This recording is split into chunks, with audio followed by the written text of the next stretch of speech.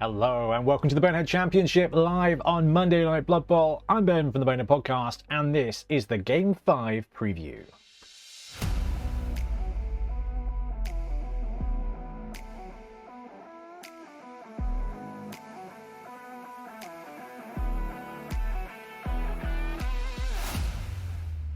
Welcome back. So the Bonehead Championship is our mini league that we are playing out every Monday live on Monday Night Blood Bowl. We've got 8 teams playing out across 12 regular season games. At the end of that, we're going to take the top teams and put them through the playoffs to find the second Bonehead Championship champion. And we've already finished the first round. So the first 4 games are done. This is the first game of the second round and it is a pretty fun one. So the way the rounds are working out, we're kind of doing Swiss, but with a little tag that actually if there's a timeline difference, we want to make sure that every team has at least a week in between games so that we can get you to vote for the fan favorite MVP. Every team is getting an extra MVP voted by you in between rounds. So for that reason, before we delve into the teams, spoiler alert, we will be talking about, for the next couple of minutes, previous victories and previous losses. And the first team to talk about is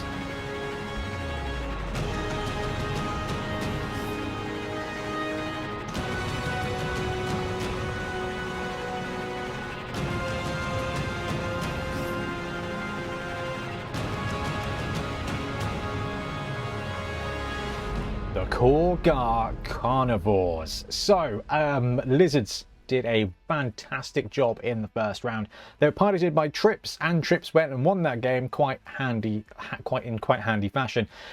So he is going to be running them again, and he's going to be running them against the Black Mountain Buccaneers, also piloted by the previous winning coach, Blood Tithe. So Blood Tithe with the team he won with versus Trips with the team he won with.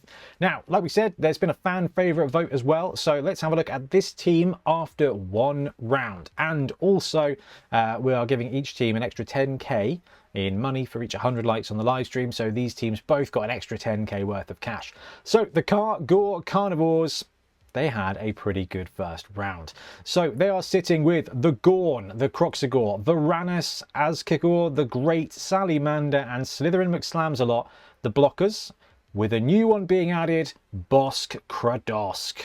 So they've got up to 5 Sauruses now.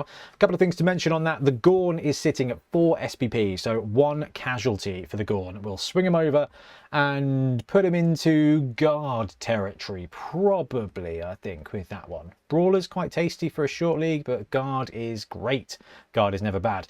And we've got Salamander there, who did tick over, won the MVP, and got a casualty in the game, which is enough to have a block. So we've got Croxagore on the cusp of leveling up. We've got Salamander, the Saurus blocker that did level up and now has block, which is very befitting of a blocker. Then we've got Slytherin McSlamsalot sitting there with 2 SPP as well. So an MVP away from a second Lizardmen Saurus blocker. Now, the team spent 85k of the treasury, so the remaining cash plus the cash they want from the game to get that Saurus blocker. They will be hard pressed, I think, to make 85k.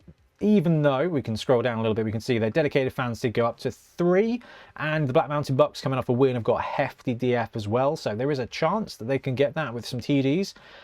That would be quite, do you know what, 85k with 10k, let's say, for the likes, 2 touchdowns, gonna need 11 fans. With 1, 2, 3, 4, 5, 9. Ooh, you know what? The Korgar Carnivores could go out of round 2 with the 6th blocker if the game goes their way. Now, those are the meaty bits of this team. We've got some pretty fast bits as well. So we've got Yoshi, the Lizardman Chameleon Skink, who got 2 touchdowns, and through conversation with a lot of people, we went with Sidestep. So shadowing Sidestep is a bit of a nuisance, so hopefully we can make the most of Yoshi there. Makes him a bit more of a defensive player. I was kind of hoping, you know, we might go for something like Sprint or Short Feet to make him a bit faster, make him a bit more of an offensive threat, but actually being able to put shadowing on one of the goblins, especially in this matchup, actually that's going to be quite useful. Then we've got Little Skittles the third, Taliqua, Little Snicky, Squidge and Whiptail, 5 Lizardmen skinks to wrap up, one of them with 3 SPP. So you've got a skink there, 1 touchdown away from a level up, and you've got the Crocs and a Saurus blocker already close to a level up there. So probably some development points there. 12 players on the roster with that extra Saurus in there, 2 rerolls and 3 dedicated fans. The match value here, 11-15. So a pretty reasonable way to go into round 2. If this team can swing a nice bit of level up on the Croxagore, I mean, quite frankly, 2 MVPs would get him block or pro or something, which would be pretty useful. What we'll do is we'll have a look at the red team, the Black Mountain Buccaneers, and then we'll talk a little bit more about the matchup.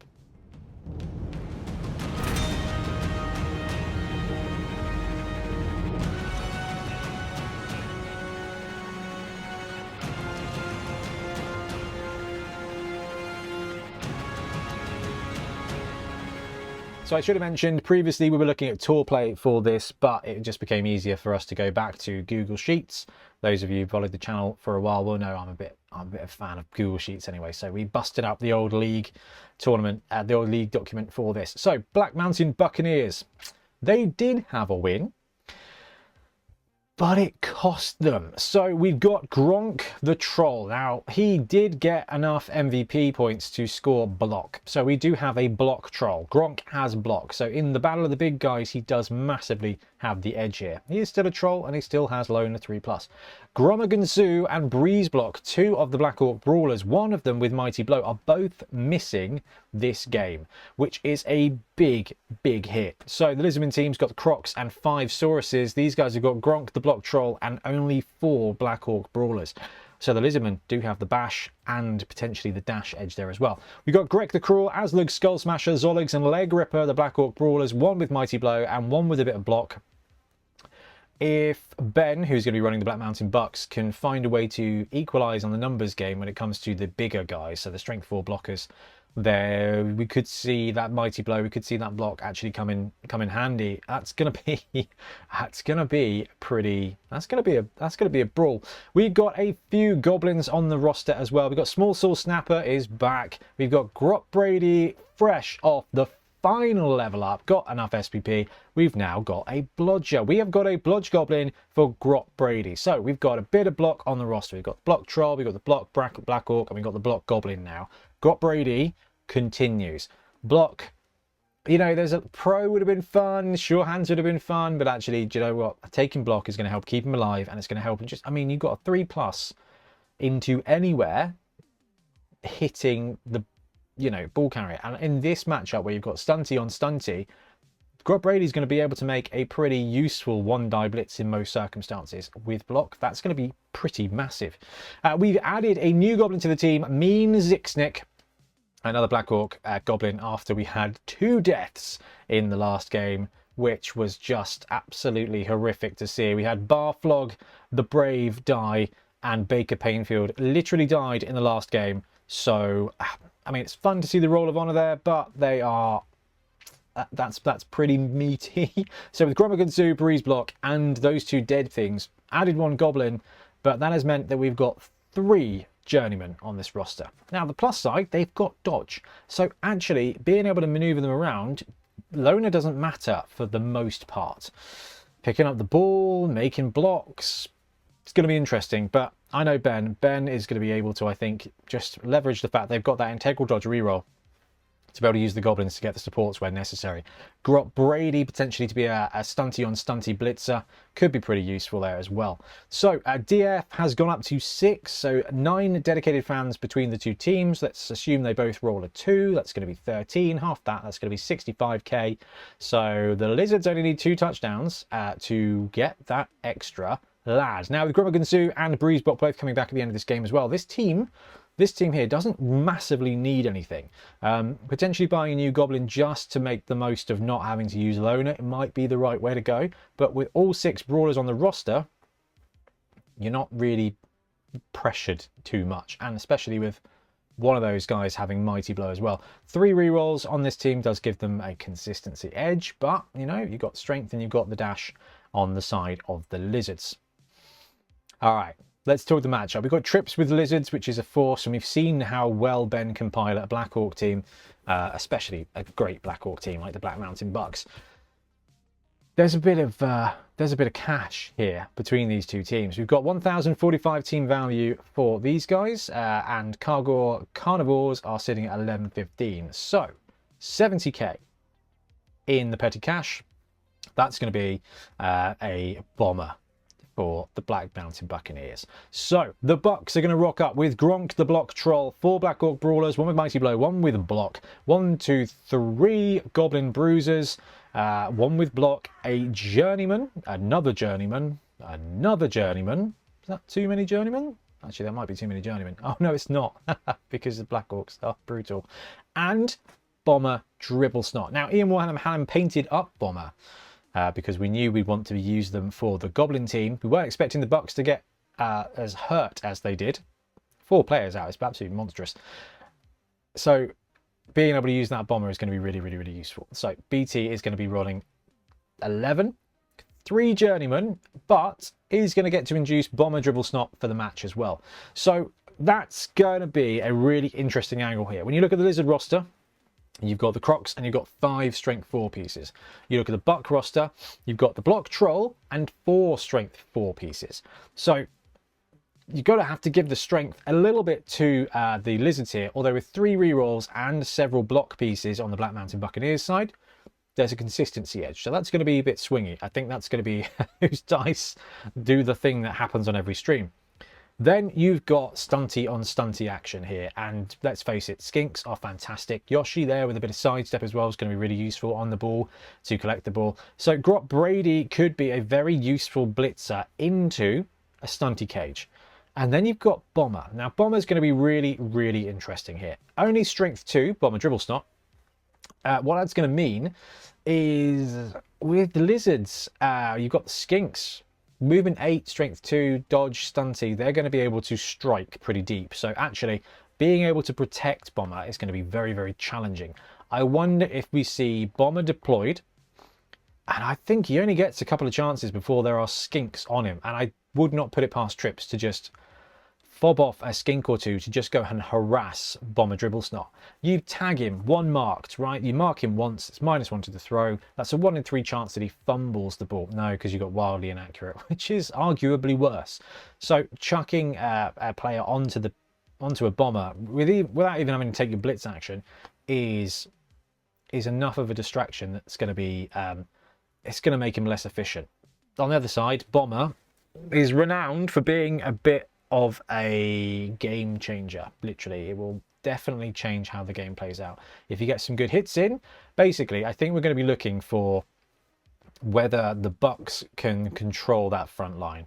If Ben gets a good shot with some opening blocks, a couple of Mighty Blow pieces, a couple of block pieces, maybe the Bomber doing some bomb things, and I wouldn't put it past him to put the boot in as well here with the Black Orc Goblin Bruiser.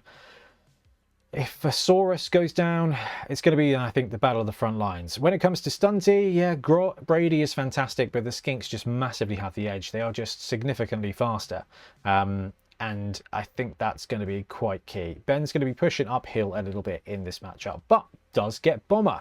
So this, all right, it's only round 2. These games have only played 1 game apiece, and we're already into full league situation where teams are in different stages, different levels of construction and destruction, and we're getting a bit of star player action as well. I am very excited. Okay, we've got Trips running the Lizards, we've got Ben running the Black Mountain Buccaneers. We get to see Bomber. We get a hurt Bucks team against a thriving Carnivores team. This is proper League Blood Bowl, and it's only round 2.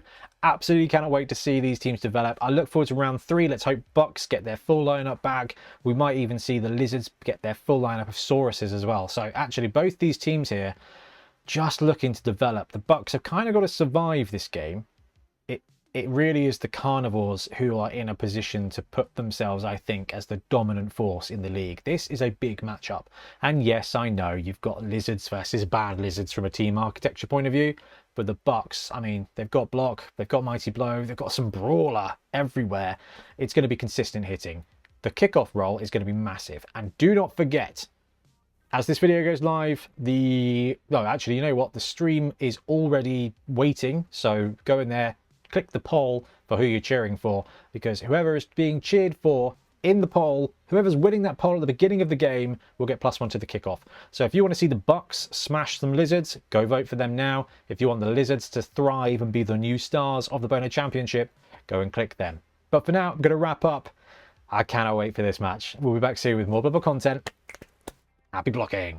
Thanks so much for watching. We really appreciate your support. If you want to support the channel even further, please like and subscribe. It really does help us out. Or come join us on YouTube Members or in Patreon, where you can get exclusive access to some content, some loot, early access to basically everything we do, as well as regular competitions. Or you can pick up some Bonehead Podcast loot either on our website at boneheadpodcast.com. We've got the Dungeon Bowl things, we've got tokens and stuff like that, or on our Spreadshirt site as well. Everything you do just helps us make more content and hopefully do it of better quality. Anyway, thank you very much for watching. Happy blocking.